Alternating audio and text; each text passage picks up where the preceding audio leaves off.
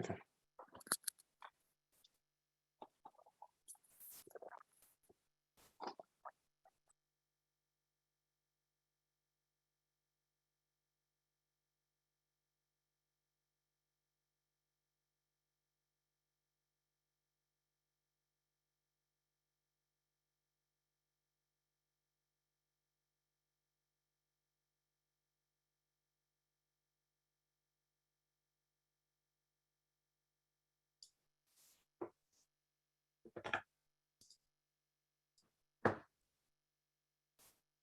Hi, Nick. Oh, Yes, I'm just, so we're recording now. I'm looking people over as they come in. okay.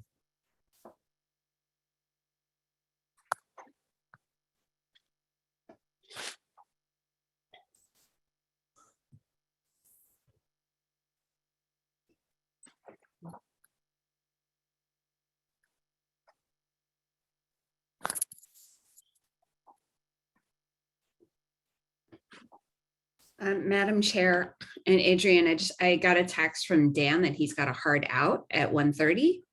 Okay, Oh, if you'd like to reconsider reorganizing. I am. Yeah, Closed I think session I'll do first. that. Okay. Yeah, I think what I'll do is actually, and thank you for bringing that up. What I'm going to do is I'm going to go ahead and get our public comment taken care of, and then ask that that public comment be either for the regular agenda and or the closed session, so we can cover it all at once. I'll be Right. doing 2 minutes there. And then we'll move into closed session, assuming we have a quorum. And then we'll come back to the regular meeting. Okay. I just want to make sure that we keep a quorum. So I apologize to the public. Hopefully they won't have to, wait too long, but at least they'll be able to do their comments.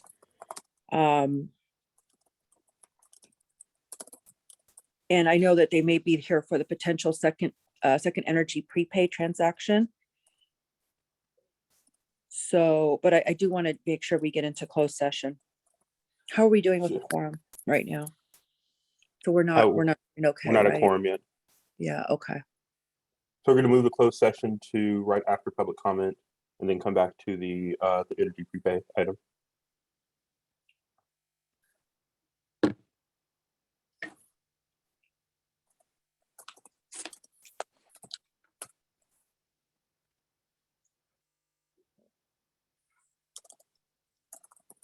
Okay.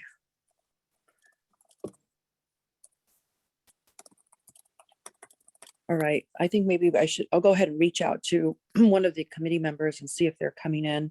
I just texted Dan Kalb, if you want to text Dan Ariola. Yeah.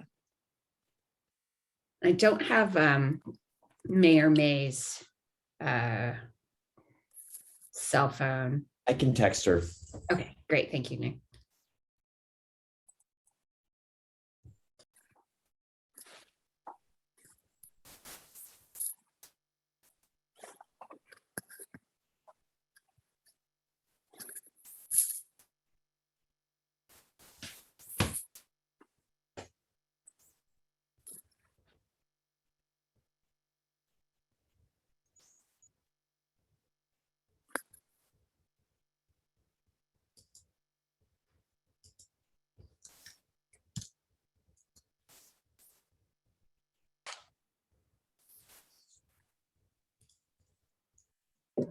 Recording in progress.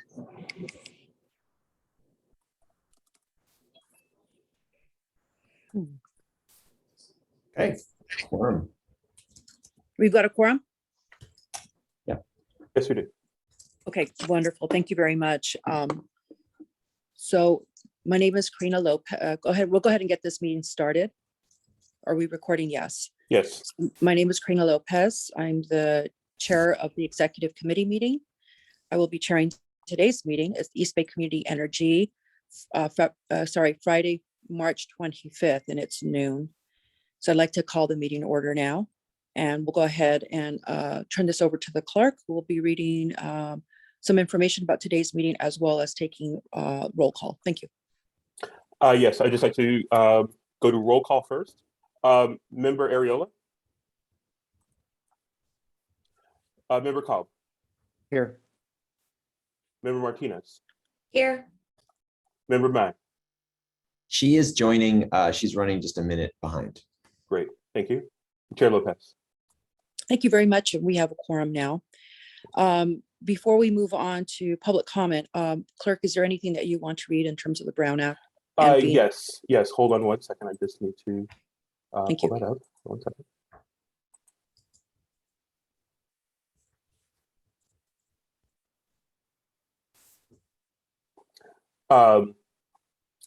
Yes, I just want to tell people that to raise hand, use the *9, or to toggle between mute and unmute, use *6.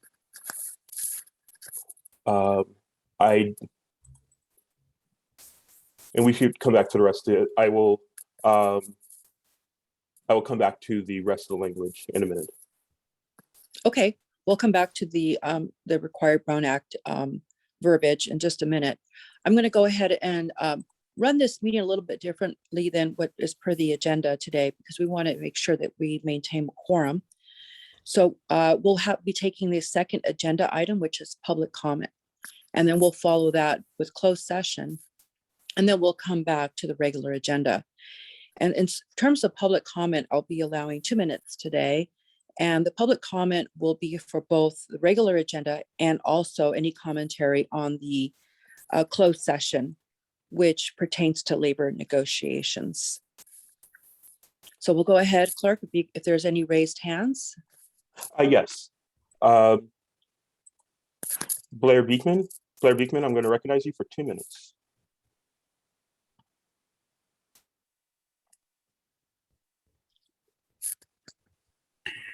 Hi, thank you. Blair Beekman. Sorry if I didn't fill out a form. It's been a while since I've been here. Thank you. You know, boy, we are, the world is currently at war in the Ukraine area. A lot of different opinions on all sides of the issue. You know, the IPR reports here for the, you know, community energy, East Bay Community Energy, IPR reports in 2020 were stating that by 2023, we are going to possibly have a large upsurge in fossil fuel use and less use of solar and storage. And it was a very weird statistic. And, you know, at the same time, I was reading that statistic, I was learning things that are happening. I'm preparing for natural disaster practices. And, you know, I've been talking over here for the past year now about how we need to be preparing possibly for natural disaster, like large earthquake, you know, and the fossil fuel needs from that, and that there'll be a less dependence on storage and solar and all the good stuff.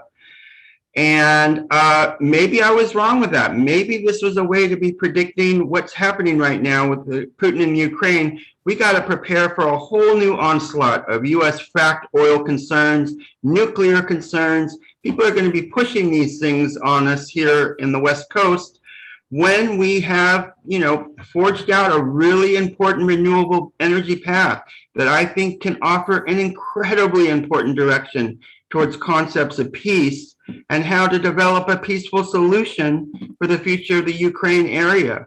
So good luck how we can really talk about ideas of peace. And it's on all of our minds and not the concepts of how to continue war and its fossil fuel use.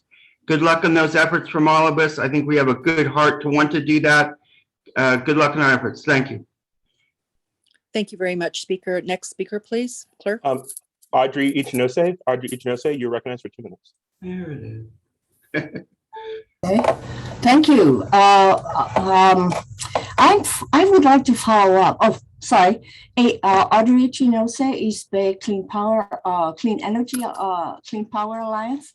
I'm following up on a written public comment that I sent in to the Financial Administration and Procurement Subcommittee that was subsequently canceled. And as after checking the board meeting tape, it was not mentioned there either. And I think this is of such a, it has the potential to be so consequential. I really need to pursue this. My memos cited Melissa Bradd's quote in the Sacramento Union Tribune, speaking in favor of shifting public purpose programs and from ratepayers to the state taxpayers. And the programs cited included energy efficiency programs as well as care and FARA plans. And such a shift of cost seems so consequential that it really needs to be explained, fully explained, examined, and discussed. So on the, it seems that it would be very far-reaching in terms of EBCE's finances, its scope of work, its legislative strategy, and so forth. So I would ask again for a public, some comment, explanatory comment from staff as to basic information. And I think it merits thorough discussion by the board and the CAC. Thank you very much. Thank you very much. And for the record, let it show that Dan Ariola from the city of Tracy is now in attendance. Yes, that has been noted. Thank you very much. Next speaker, please. Chris Gilbert. Chris Gilbert, you are recognized for 2 minutes. Can you hear me? Yes. Okay. So I'm a resident of Berkeley. I've been a renewable 100 product since the beginning with the EBCE. And I was one of those pushing for Berkeley to make that product the default product, opting everyone up in the process, which they have just done. I've become aware in the last week or two of MCE's current rates. Looking at their estimated residential cost comparison for rates that went into effect in March of this year, I see that they have two 100% renewable products and one that is 60% renewable. All three have an average estimated monthly generation cost lower than PG&E and thus lower than EBCE. Two are lower overall, including the fees that must be paid to PG&E. On the other hand, EBCE renewable 100% costs more than PG&E. I hope that in all discussion, ongoing discussion that on rate setting, that not only is PG&E used as a comparison, which maybe it shouldn't be anymore, but other CCAs as well, especially as they are more directly comparable, apples to apples, so to speak, than an IOU is. Thank you. Thank you very much. Next speaker, please. Yes, a speaker who is calling in from telephone number ending 6484. I am recognizing for 2 minutes.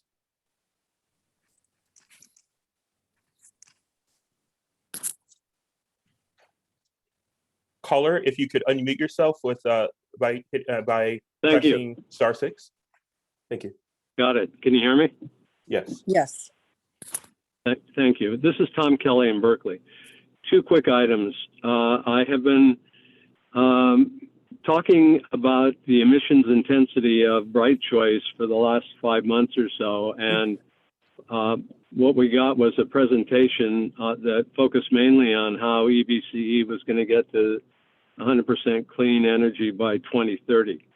And it completely sidestepped the whole issue of just how dirty Bright Choice is. It's 3.5 times worse than PG&E and hundreds of times worse than the other CCAs here in Northern California. Just to remind you, 590 pounds of CO2 per metric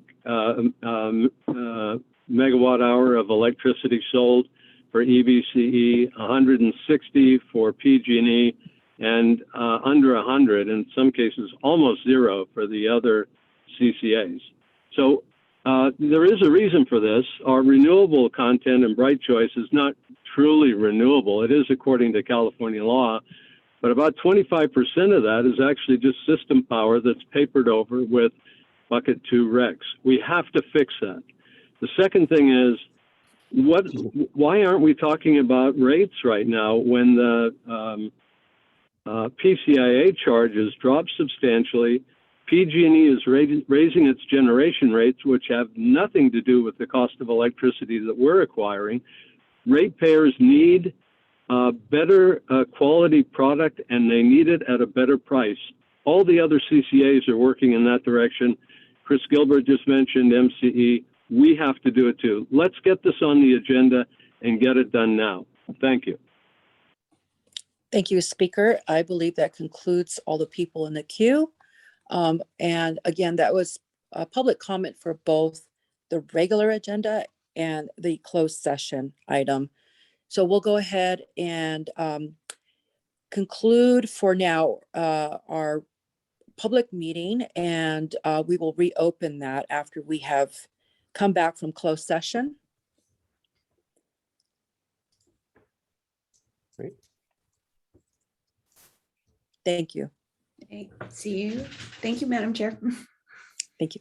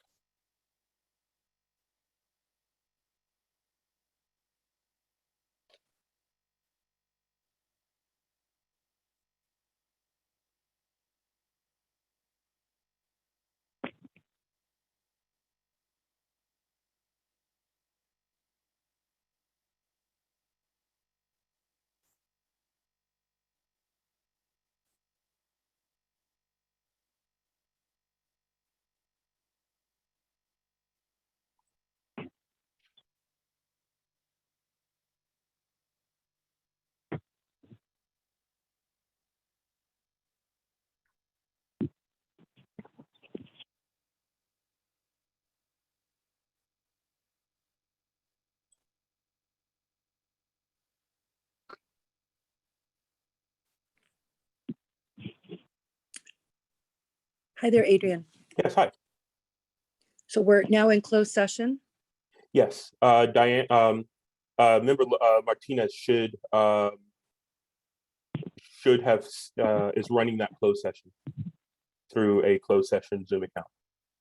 Yeah, I don't have the, okay, I see it. She just sent it to me via text. Okay, yeah, because we have members of the public still here. I thank you very much, members of the public. We'll be back shortly.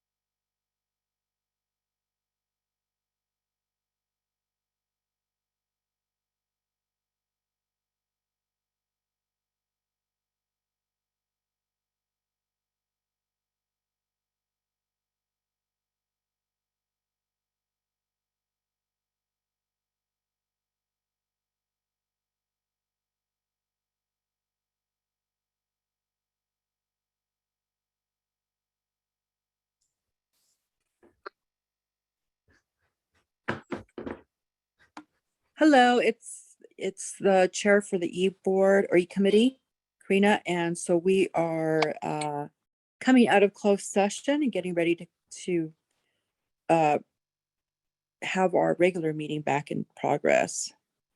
We're just waiting for all of our E-Board members to come back on. I see 1, 2, 3, 4 members. Okay, so we're all here. And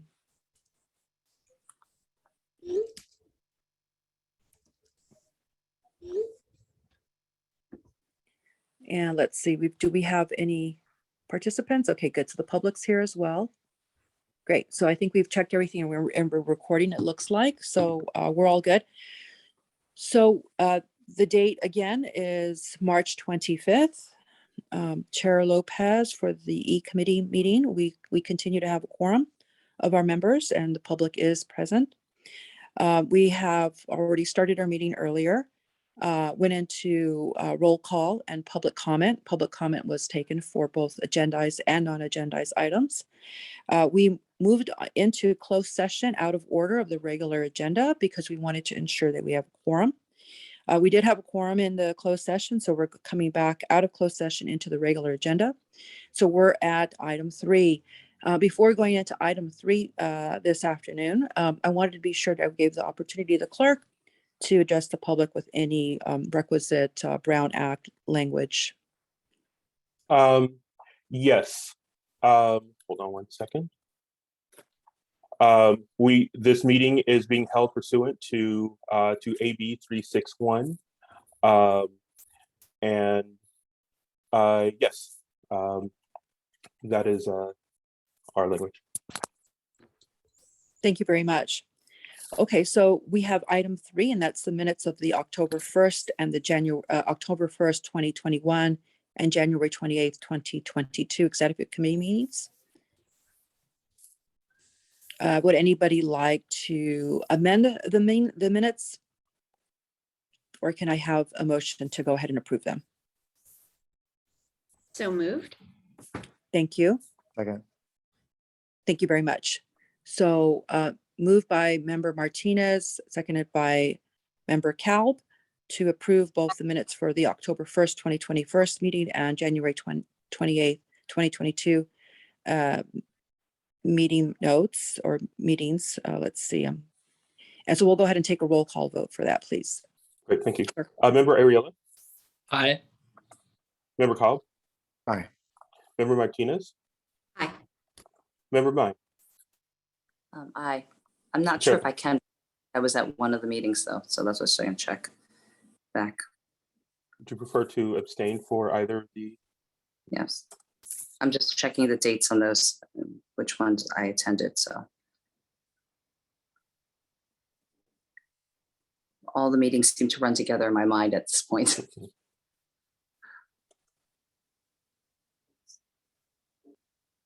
So I think it's better that I abstain from that, so. Okay, great. Abstain. Mhm. Okay. And And Chair I Lopez? vote, thank you very much. I vote aye as well.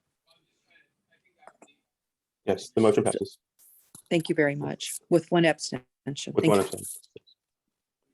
Okay, so we're going to go into item 4, and that's review of the potential second energy prepaid transaction.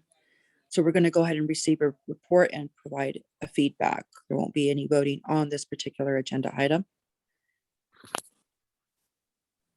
So we'll go ahead and turn it over to staff. All right, you've got Howard here. Can you hear me okay? Thank you, Howard.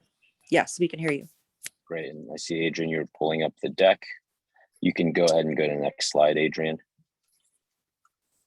So this is an informational item to present on a potential follow-on second prepaid transaction. This slide just wanted to really quickly recap the first transaction that we put in place that was closed in September of 2021. Total bond proceeds of about $1.5 billion. It was an A1 green bond certified issuance. Our volume out of it was for about 59 megawatts around the clock, and accounts for about $2 million in annual savings. The power started to flow in January, so that has been going smoothly. At this stage, what is in progress is just working through settlements and invoicing, and we're looking at our future PPAs to assign into this structure and potential future structure. So hence our reason for bringing forward this item today, which is a discussion of a potential next transaction. But that was just a quick recap on what we've done. So Adrian, if you can go to the next slide, please. So wanted to touch a little bit on market conditions here. This is a little bit of an eye chart, I recognize. We have here, the two lines are, one is the 10-year MMD, that is equivalent to the tax exempt rate. And then the other line is the 10-year swap versus 3-month LIBOR, and that's equivalent to the taxable rate.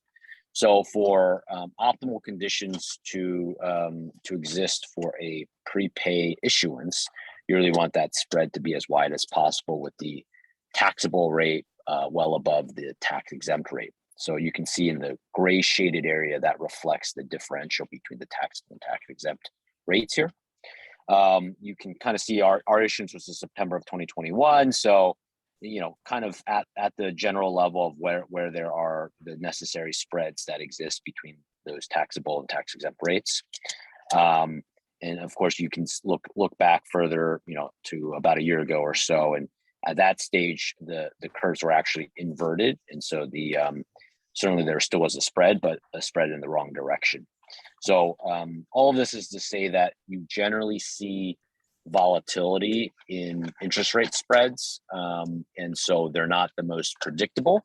But we've been lucky to obviously have been able to issue our last prepaid transaction in September, and over the last year or so, conditions have been suitable for prepaid transactions, though that is certainly can be unpredictable as to when the next time may arise to have these types of spreads. The last bullet here is just to note that since our transaction priced, about 8 prepaid deals have priced since that time. So that's just to sort of reinforce that conditions have been suitable. Next slide, please, Adrian. Here, just wanted to touch on here the proposed prepaid transaction that we're looking to potentially do here in the coming months. For the second transaction, we are considering a standalone EBCE prepaid transaction, still issued through the California Community Choice Financing Authority, CCCFA. That's the conduit that we previously used, that we are a member to in the JPA. Obviously, the first transaction with Silicon Valley Clean Energy, this one being standalone. Now that we've initiated our first transaction, felt that this would be a more efficient process to do it standalone. And so that's the reason for that. We do anticipate utilizing the prior RFPs where we awarded Morgan Stanley and the various counsels and financial advisors that we utilized in the first transaction. Obviously, those RFPs were not issued that long ago in the 2020 and 2021 timeframe, so felt that it would be most efficient to go that path. With that said, we will certainly confirm pricing and get some efficiencies out of it, and we may still shop certain rules around in order to optimize fees and things like that. But that's what we would anticipate, sort of largely utilizing the same sort of vendors and consultants that we used in the last transaction. The last one, of course, just a note, took over a year and a half to actually complete that transaction, given it was our first one. Quite a bit of document negotiation. This one we're targeting between 3 and 6 months. I think we would be ready to go out to market definitely within 3 months. So the 3 to 6 month time frame is more an indication of you just don't know if interest rate spreads will be optimal at the time that we go out. So sort of noting a range there. In terms of size, I am anticipating somewhere between 500 million and $1 billion total size for us, probably in the middle there, but that's sort of the general bookends of what we would anticipate. In terms of next steps, obviously we are reintroducing this to the exec com at this stage. In the April FAT meeting, we would target presenting this as well. We did want to present this to the last FAT meeting, but unfortunately we failed to get a quorum, so we had to cancel that meeting. So this is the first time we're sort of reintroducing the structure. And then in the April board meeting, we would look to get enabled with our various counterparties, different legal counsel and our financial advisor. So we would bring forward an action item to the board potentially in April. And then in the May and June timeframe, I look to seek formal approval from our board as well as the CFA board to actually move forward on the transaction itself. Then shortly thereafter, basically go out to market. So in a similar timeframe, May and June, begin marketing the transaction, and then it really just depends on market conditions to be able to close. The next two slides, Adrian, you can move to the next slide, slide 5. This slide and the next slide, these are duplicate slides that we have presented in the past. So they're just general prepay overview slides. I think we've at this stage presented this, this structure, at least a half dozen times to the board. And so I don't think I'll walk through both of these slides, but I did want to include them just as sort of reference slides to sort of complete this slide package. Happy to address any questions, obviously related to the structure itself. But for the sake of efficiency, I don't think it's necessary to repeat sort of reviewing each bullet on these two slides. So with that, it really marks the end of my presentation, and happy to take questions and comments. Thank you, Howard. Are there any questions from the committee? I see Member Martinez hands raised. Thank you, Madam Chair. Howard, I do think it's a good idea to include those last two slides whenever we talk about prepay, because it, for the benefit of the public, I think it's a good summary of the many explanations that you've given us. I'm just wondering for this next solicitation, if we're targeting a specific range of savings against that anticipated expenditure of or cost of 500 million to $1 billion. Yeah, absolutely. And I think we're targeting similar levels to what we had before. I'm certainly hopeful and optimistic that we can even exceed that target. On our last transaction was about $2 million a year. I think on this transaction, we would look to probably replicate it. This one could be a little larger in size, not on the aggregate size of the last transaction, but certainly on EBCE's portion of the last transaction. So similar size to maybe slightly larger is our goal.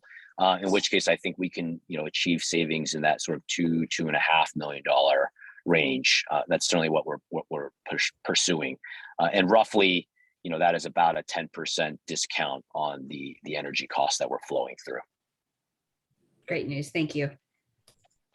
Thank you very much. Are there any further questions? I see no hands raised. Well, Howard, thank you very much for your presentation. It's certainly an ambitious timeline. And at this point, you're a veteran, obviously. So I'm fully confident we will be seeing a very successful second round of their very successful first round on prepaid transactions. I look forward to having this come back to the full board in the near future. Thank you very much. Great. Thank you. We're on item 5, and that is committee member and staff announcements, including requests to place items on future board agendas. Is there anybody that would like to put something forward? Or are there any announcements?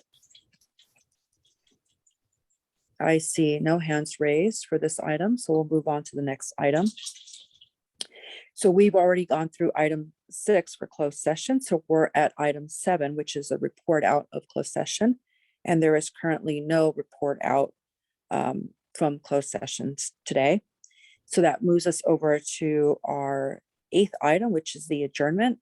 We will be adjourning. Our next meeting will be Friday, April 22nd at noon.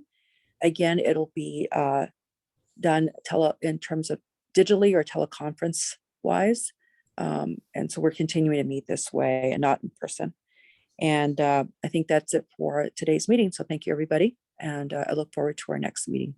Please stay safe. Great. Thank you. Bye-bye.